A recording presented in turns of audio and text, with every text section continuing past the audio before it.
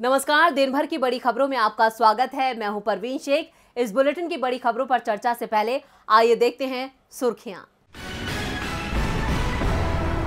भारत के मुख्य न्यायाधीश एनवी रमन ने केंद्र सरकार पर किया कटाक्ष। कहा, सरकार की तरफ से खाली जगहों को न भरने से पड़े हैं लंबित मामले। दिल्ली के सीएम अरविंद केजरीवाल ने पीएम नरेंद्र मोदी के रेवड़ी कल्चर वाले बयान पर साधा निशाना। कहा, फ्री की रेवड़ी नहीं, हम भविष्य बना रहे हैं। 18 जुलाई से शुरू हो रहा है संसद का मॉनसून सत्र। आज लोकसभा स्पीकर ओम प्रकाश बिरला ने बुलाई सर्वदलीय बैठक। कांग्रेस डीएमके को छोड़कर विपक्ष की अधिकांश पार्टियां रहीं गायब। मेघालय के राज्यपाल सत्यपाल मलिक 30 सितंबर को होंगे रिटायर। पद छोड़ते ही सीबीआई करेगी पूछताछ। रिश्वत मामलों में होगी पूछताछ। तो ये थी सुर्खियां। आइए अब बढ़ते हैं आगे। तो आज की सबसे बड़ी खबर है संसद में आए नए नियमों की। सोमवार से संसद का मॉनसून सत्र शुरू हो रहा है, लेकिन संसद के सत्र शुरू होने से पहले ही सियासी घमासान छिड़ गया है। एक तरफ है विपक्ष तो दूसरी तरफ है सत्ता पक्ष। विपक्ष का आरोप है कि सरकार उसकी आवाज को दबाने की कोशिश कर रही है। ऐसे नियम बनाए जा रहे हैं कि विपक्षी सदस्य सरकार का विरोध ही नहीं कर सकें, तो सरकार इसे संसदीय मर्यादा का नाम दे रही है। इस खबर पर करेंगे विस्तार से चर्चा। साथ ही जानेंगे कैसे बीजेपी तीस्ता सीतलवाड़ की आड़ में कर रही है कांग्रेस की घेराबंदी। तो वहीं उद्धव ठाकरे को क्यों लग रहा है कि शिंदे कैंप के बागी विधायक करेंगे वापसी। बात होगी राष्ट्रपति चुनाव में वोटिंग से पहले यशवंत सिन्हा को मिले जबरदस्त समर्थन की। इसके अलावा और भी कई बड़ी खबरों से हम आपको करवाएंगे रूबरू। तो दोस्तों, आगे बढ़ते हैं आज की सबसे बड़ी खबर की तरफ। तो दोस्तों, संसद का मॉनसून सत्र शुरू होने वाला है, लेकिन सत्र शुरू होने से पहले ही हंगामा मच गया है। लोकसभा सचिवालय की तरफ से एक के बाद एक एडवाइजरी जारी की जा रही है, जिससे विपक्ष के साथ साथ पूरा देश हैरान दिख रहा है। अब एक नई एडवाइजरी आई है जिससे राजनीति गर्मा गई है, जिसके मुताबिक मॉनसून सत्र के दौरान सदन में पैम्फलेट्स, लीफलेट्स या प्ले कार्ड्स के बांटने पर रोक लगा दी गई है। एक के बाद एक आ रहे फरमान पर विपक्ष की नाराजगी बढ़ती जा रही है। तो क्या मोदी सरकार विपक्ष से डर गई है? 18 जुलाई से शुरू हो रहे संसद के मॉनसून सत्र के हंगामेदार होने के पूरे आसार हैं। पहले असंसदीय शब्दों की नई सूची, फिर संसद परिसर में धरने प्रदर्शन पर रोक और अब लोकसभा में पर्चे, पोस्टर और तख्तियों पर पाबंदी का फरमान सामने आ गया है। इसे लेकर विपक्षी नेता बुरी तरह भड़क गए हैं। लोकसभा सचिवालय ने शुक्रवार को मॉनसून सत्र के दौरान सदन में किसी भी तरह के पर्चे और तख्तियों के वितरण पर रोक लगा दी है और इसको लेकर एडवाइजरी जारी कर दी गई है। खबरों के मुताबिक संसद परिसर में धरने प्रदर्शन पर पाबंदी के बाद सदन में हंगामे के आसार को देखते हुए ये कदम उठाया गया है। तो क्या विपक्ष से डर गई है मोदी सरकार? जिस तरह से फरमान सामने आ रहे हैं उससे तो यही लग रहा है। माकपा नेता सीताराम येचुरी ने इस पर तीखी प्रतिक्रिया दी है। उन्होंने ट्वीट करते हुए लिखा है, क्या तमाशा है, भारत की आत्मा, उसके लोकतंत्र और उसकी आवाज का गला घोटने की कोशिश विफल हो जाएगी। संसद परिसर में धरना प्रदर्शन पर बैन की जानकारी शुक्रवार को सबसे पहले कांग्रेस सांसद जयराम रमेश ने दी थी। उन्होंने इसकी आलोचना करते हुए तंज किया था कि विश्व गुरु का एक और काम, धरना मना है। शुक्रवार को संसद परिसर में धरने और प्रदर्शन पर रोक लगा दी थी। इससे पहले गुरुवार को दोनों सदनों में असंसदीय माने जाने वाले शब्दों की नई सूची जारी की गई थी, जिसे लेकर विपक्षी नेता पहले से खफा हैं। अब बैनर, तख्तियों और पर्चों पर रोक ने विपक्ष के गुस्से को और बढ़ा दिया है। अब संसद की परंपरा के अनुसार कोई भी प्रकाशित सामग्री, प्रश्नावली, पर्चे, तख्तियां, बैनर वगैरह स्पीकर की पूर्व अनुमति के बिना सदन में बांटने पर रोक है। ये पूरी तरह से बैन है। वहीं असंसदीय शब्दों की नई सूची में भ्रष्टाचार, भ्रष्ट, जुमलाजीवी, तानाशाह जैसे कई शब्दों को शामिल किया गया है। सरकार विपक्ष पर जिस तरह से नए नियम थोप रही है उससे साफ है कि सरकार को विपक्ष का डर सता रहा है। तो दूसरी तरफ गुजरात में भी बीजेपी को हार का डर सता रहा है। इसलिए बीजेपी तीस्ता सीतलवाड़ की आड़ में कांग्रेस को बदनाम कर रही है। गुजरात एसआईटी ने सामाजिक कार्यकर्ता तीस्ता सीतलवाड़ की जमानत याचिका का विरोध करते हुए शुक्रवार को अदालत में दलील दी थी कि तीस्ता गुजरात में भारतीय जनता पार्टी की सरकार गिराने की साजिश का बड़ा हिस्सा थे और ये सब तीस्ता सीतलवाड़ ने दिवंगत कांग्रेस नेता अहमद पटेल के इशारे पर किया था। देखिए ये रिपोर्ट। बीजेपी 2002 के गुजरात मामले को लेकर कांग्रेस पर हमलावर हो गई है। सामाजिक कार्यकर्ता तीस्ता सीतलवाड़ के बहाने बीजेपी ने कांग्रेस की घेराबंदी शुरू कर दी है। आपको बता दें कि सोमवार से संसद का मॉनसून सत्र शुरू हो रहा है और मौजूदा सरकार बेरोजगारी से लेकर गरीबी और महंगाई जैसे मुद्दों पर घिरी हुई है। देश की अर्थव्यवस्था मंदी की शिकार होने वाली है। ऐसे में कांग्रेस संसद में इन मुद्दों को लेकर मोदी सरकार को घेरने की रणनीति बना चुकी है। वहीं इसी साल गुजरात में भी विधानसभा चुनाव हैं, जहां राज्य में सत्ता पर काबिज बीजेपी की स्थिति ठीक नहीं है। इन्हीं वजहों से बीजेपी ने कांग्रेस को कमजोर करने और विपक्ष की आवाज को दबाने के लिए 2002 गुजरात मामले को उछालना शुरू कर दिया है। आपको बता दें कि शुक्रवार को सेशन कोर्ट में गुजरात एसआईटी ने सामाजिक कार्यकर्ता तीस्ता सितलवाड़ की जमानत याचिका का विरोध किया था। एसआईटी ने कहा कि तीस्ता ने गुजरात में भारतीय जनता पार्टी की सरकार गिराने की साजिश रची थी। गुजरात पुलिस के विशेष जांच दल की तरफ से दायर हलफनामे में दावा किया गया है कि तीस्ता सितलवाड़ ने 2002 गुजरात मामले के बाद दिवंगत कांग्रेस नेता अहमद पटेल के इशारे पर साजिश की थी। अतिरिक्त सत्र न्यायाधीश डीडी ठक्कर ने एसआईटी के जवाब को रिकॉर्ड में लिया और जमानत अर्जी पर सुनवाई सोमवार तक के लिए टाल दी है। गुजरात टकराव के मामले में निर्दोष लोगों को फंसाने के लिए सबूत गढ़ने के आरोप में तीस्ता सितलवाड़ को पूर्व आईपीएस अधिकारियों आरबी श्री कुमार और संजीव भट्ट के साथ गिरफ्तार किया गया है। तीस्ता की जमानत याचिका के विरोध में गुजरात एसआईटी ने हलफनामा दायर किया था। हलफनामे में आरोप लगाया गया है कि तीस्ता सितलवाड़ ने बेगुनाह लोगों को गलत तरीके से फंसाने के बदले कांग्रेस से अवैध वित्तीय और अन्य लाभ और पुरस्कार हासिल किए थे। कांग्रेस ने बीजेपी और एसआईटी के इन आरोपों को सिरे से खारिज कर दिया है। वहीं दिवंगत अहमद पटेल की बेटी मुमताज पटेल ने कहा कि मेरे पिता को बदनाम किया जा रहा है और बीजेपी ये सब गुजरात चुनाव में अपनी हार टालने के लिए कर रही है। कांग्रेस को घेरने की इस रणनीति में बीजेपी कितनी कामयाब होती है, ये तो वक्त ही बताएगा। तीस्ता को मोहरा बनाकर कांग्रेस को घेरने की ये चाल कहीं बीजेपी पर ही उल्टी ना पड़ जाए। वहीं महाराष्ट्र में भी नए नवेले सीएम एकनाथ शिंदे को भी डर सता रहा है। एकनाथ शिंदे को सीएम पद की शपथ लिए 15 दिन से ज्यादा का वक्त हो गया है, लेकिन अभी तक वो अपने मंत्रिमंडल का विस्तार नहीं कर पाए हैं। मंत्रिमंडल विस्तार की नई तारीखें दी जा रही हैं, लेकिन हर बार इसे टाल दिया जाता है। आखिर शिंदे क्यों नहीं कर पा रहे हैं मंत्रिमंडल का विस्तार? देखिए ये रिपोर्ट। 1 जुलाई को एकनाथ शिंदे ने महाराष्ट्र के सीएम पद की शपथ ली थी। उनके साथ देवेंद्र फडणवीस ने डिप्टी सीएम पद की शपथ ली। बाकी मंत्रियों को लेकर कहा गया कि 11 जुलाई को सुप्रीम कोर्ट में विधायकों की अयोग्यता को लेकर सुनवाई होनी है। सुप्रीम कोर्ट में सुनवाई शुरू हो जाए उसके बाद कैबिनेट विस्तार कर दिया जाएगा। 11 जुलाई निकल गई, लेकिन कैबिनेट विस्तार नहीं हो पाया। अब दावा किया जा रहा है कि राष्ट्रपति चुनावों के बाद कैबिनेट विस्तार हो सकता है, यानी 18 जुलाई के बाद। लेकिन कब होगा ये अभी तय नहीं हो पा रहा है। ये डर है उनके गुट में होने वाली बगावत की संभावना का। दरअसल शिंदे ने अधिकांश विधायकों से वादा किया था कि साथ आओगे तो मंत्री पद मिलेगा।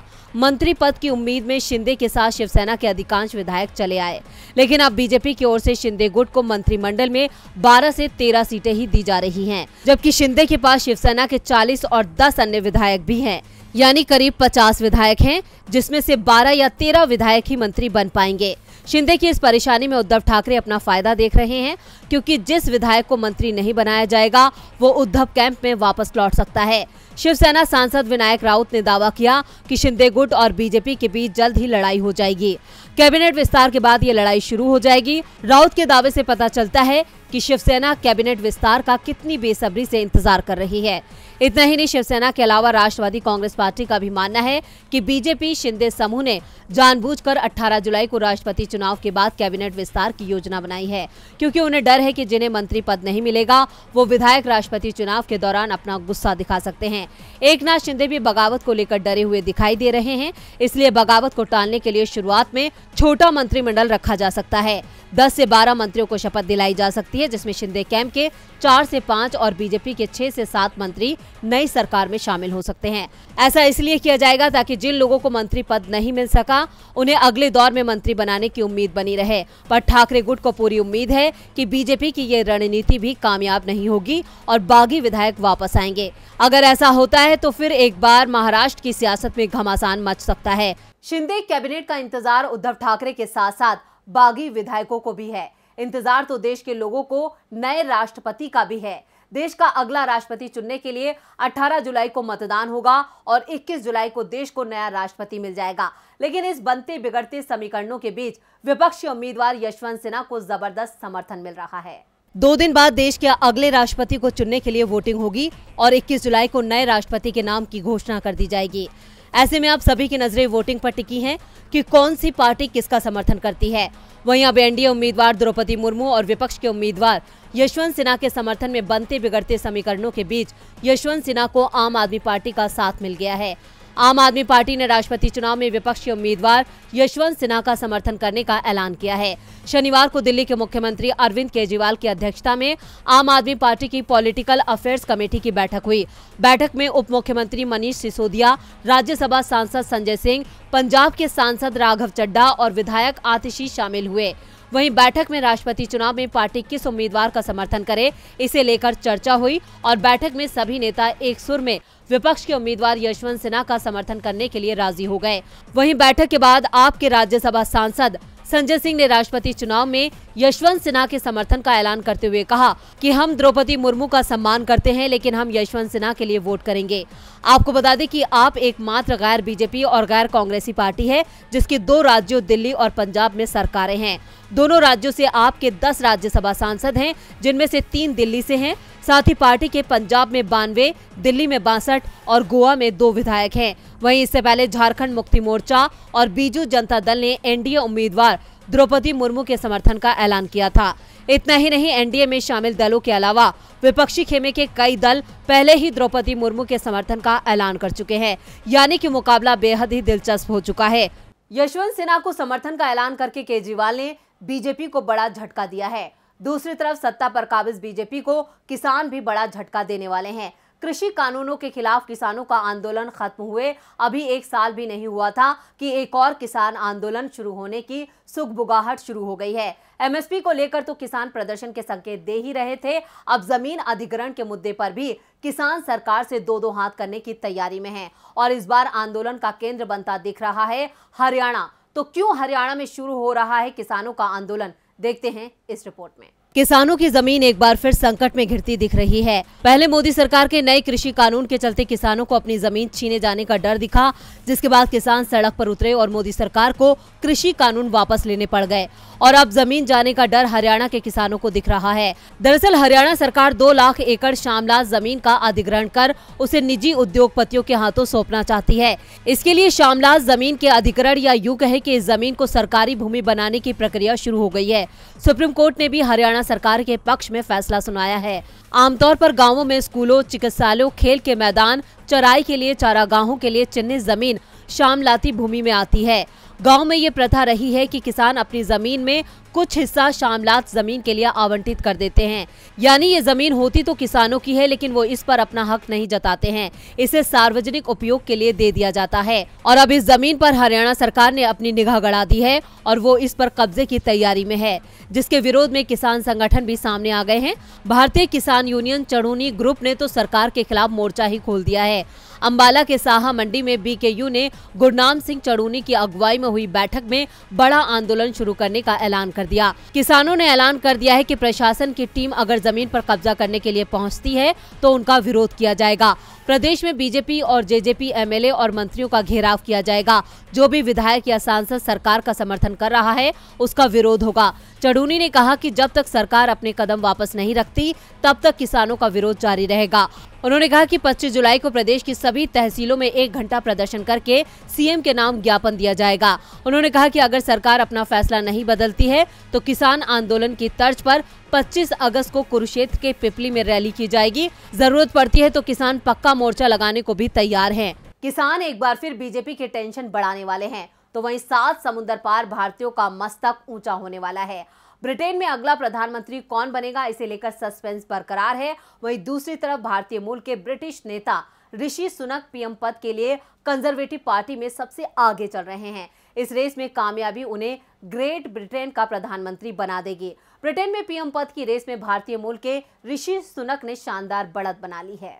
ब्रिटेन में पहली बार कोई भारतीय मूल का व्यक्ति प्रधानमंत्री बन सकता है। अगर ऐसा हुआ तो भारतीय मूल के लोगों की ये दूसरी सबसे बड़ी राजनीतिक कामयाबी मानी जाएगी। इस समय अमेरिका की उपराष्ट्रपति कमला हैरिस हैं, जो भारतीय मूल की हैं, और अब ब्रिटेन में कंजर्वेटिव पार्टी के नेता ऋषि सुनक देश के पीएम बनते दिखाई दे रहे हैं। ऋषि सुनक ने 2 चरणों की वोटिंग में बाजी मारी है, जबकि व्यापार नीति मंत्री पेनी मोडोड दूसरे स्थान पर रही हैं। पहले राउंड की वोटिंग में ऋषि सुनक सबसे आगे थे। पहले दौर की वोटिंग में उन्हें 88 वोट मिले थे। पेनी मोडोड 67 वोट के साथ दूसरे स्थान पर थी। दूसरे दौर की वोटिंग में ऋषि सुनक 101 वोट के साथ सबसे आगे हैं। दूसरे दौर की वोटिंग में पेनी मोडोड को 83, लिज ट्रास को 64, केमी बेडेनॉक को 49 और टॉम टूटेजेंट को 32 वोट मिले हैं। अटॉर्नी जनरल सुएला ब्रेवरमैन को सबसे कम 27 मिले हैं। इसके साथ ही वो पीएम पद की रेस से बाहर हो गए हैं। अब 5 उम्मीदवारों के बीच वोटिंग कराई जाएगी। हर दौर की वोटिंग के साथ सबसे कम वोट लेने वाला एक उम्मीदवार रेस से बाहर होता जाएगा और आखिर में 2 उम्मीदवार बचेंगे, जिनमें से ब्रिटेन का नया पीएम चुना जाएगा। फिलहाल सुनक सबसे आगे चल रहे हैं। कहा जा रहा है कि ऋषि सुनक ही ब्रिटेन के अगले पीएम बनेंगे। अगर ऐसा होता है तो वो इतिहास रच देंगे। अब अगर उनके सियासी इतिहास पर नजर डालें, 42 साल के ऋषि सुनक 2015 से रिचमंड से सांसद हैं। 2015 से 2017 तक उन्होंने पर्यावरण, खाद्य और ग्रामीण मामलों की चयन समिति के सदस्य के रूप में कार्य किया। वो जनवरी 2018 से जुलाई 2019 तक संसदीय अवर सचिव रहे। जुलाई 2019 में बोरिस जॉनसन सरकार में उन्हें ट्रेजरी का मुख्य सचिव नियुक्त किया गया था। वो 25 जुलाई 2019 को प्रीवी काउंसिल के सदस्य बने। फरवरी 2020 में कैबिनेट में फेरबदल के तहत उनको राजकोष के चांसलर के रूप में पदोन्नत किया गया था। कोरोना महामारी के बीच सुनक ने अपना पहला बजट मार्च 2020 में पेश किया था, जिसकी काफी तारीफ हुई थी। अब वो ब्रिटेन के नए पीएम बनने के बेहद करीब हैं। बुलेटिन के आखिर में बात बुंदेलखंड एक्सप्रेसवे की। पीएम मोदी ने आज बुंदेलखंड एक्सप्रेसवे का उद्घाटन किया। 296 किलोमीटर लंबे एक्सप्रेसवे को पीएम ने बुंदेलों के लिए मील का पत्थर बताया। इसका शिलान्यास प्रधानमंत्री ने 29 फरवरी 2020 को चित्रकूट में किया था। लेकिन इस एक्सप्रेसवे पर चलने के लिए आपको प्रति किलोमीटर 1 रुपए की कीमत चुकानी होगी। सपा प्रमुख अखिलेश यादव ने एक्सप्रेसवे को लेकर पीएम मोदी के दावों पर सवाल खड़े कर दिए हैं। देखते हैं ये रिपोर्ट। पीएम मोदी ने आज यूपी के जालौन में बुंदेलखंड एक्सप्रेसवे का उद्घाटन किया। पीएम ने सभा को संबोधित करते हुए बुंदेलखंड एक्सप्रेसवे के लिए लोगों को बधाई दी और कहा कि जिस धरती ने अनगिनत शूरवीर पैदा किए, जहां के खून में भारत भक्ति बहती है, जहां के बेटे बेटियों के पराक्रम और परिश्रम ने हमेशा देश का नाम रोशन किया है, उस बुंदेलखंड की धरती को आज एक्सप्रेसवे का उपहार देते हुए उत्तर प्रदेश का सांसद होने के नाते मुझे बहुत खुशी हो रही है। पीएम के इस उद्घाटन को लेकर सपा प्रमुख अखिलेश यादव ने सवाल खड़े कर दिए हैं। अखिलेश यादव ने एक वीडियो पोस्ट करते हुए पीएम मोदी के दावों की पोल खोल दी। अखिलेश ने ट्वीट करते हुए लिखा कि आधे अधूरे बुंदेलखंड एक्सप्रेसवे के उद्घाटन की हड़बड़ी बताती है कि इसका डिजाइन भी ऐसे ही चलताऊ बना है। तभी डिफेंस कॉरिडोर के पास होने के बाद भी यहाँ भाजपा सरकार सपा काल में बने आगरा लखनऊ एक्सप्रेसवे जैसी हवाई पट्टी न बना पाई। इसे चित्रकूट तक विकसित न करना दूरदृष्टि की कमी है। पीएम मोदी के साथ प्रदेश के सीएम योगी आदित्यनाथ भी मौजूद थे। सभा को संबोधित करते हुए योगी ने कहा कि बुंदेलखंड एक्सप्रेसवे उत्तर प्रदेश और बुंदेलखंड की अर्थव्यवस्था को एक नया आयाम प्रदान करेगा। कोरोना महामारी के बावजूद समयबद्ध ढंग से काम करते हुए 28 महीने के अंदर 296 किलोमीटर लंबे इस एक्सप्रेसवे का लोकार्पण बहुत ही महत्वपूर्ण है। बुंदेलखंड एक्सप्रेसवे पर यात्रा करने वालों के लिए अभी थोड़ी राहत दी गई है। 6 महीने तक टोल के लिए लोगों को जेब ढीली नहीं करनी पड़ेगी। 7,766 करोड़ में बने एक्सप्रेसवे पर कई जगहों पर टेस्टिंग, पेंटिंग और फ्लाईओवर का काम अधूरा है, जिसके चलते कमर्शियल ऑपरेशन डेट की घोषणा नहीं की गई है। अभी इसे पूरा होने में 6 महीने का वक्त और लग जाएगा, तब टोल टैक्स लगने की शुरुआत होगी। करीब 296.07 किलोमीटर लंबे एक्सप्रेसवे में 13 टोल प्लाजा पड़ेंगे। 1 रुपए प्रति किलोमीटर टोल टैक्स लिया जाएगा। इस तरह करीब 300 किलोमीटर कार से सफर करने पर 300 रुपए से ज्यादा टोल टैक्स चुकाना होगा। तो आज इस बुलेटिन में बस इतना ही। देखते रहिए डीबी लाइव। नमस्कार।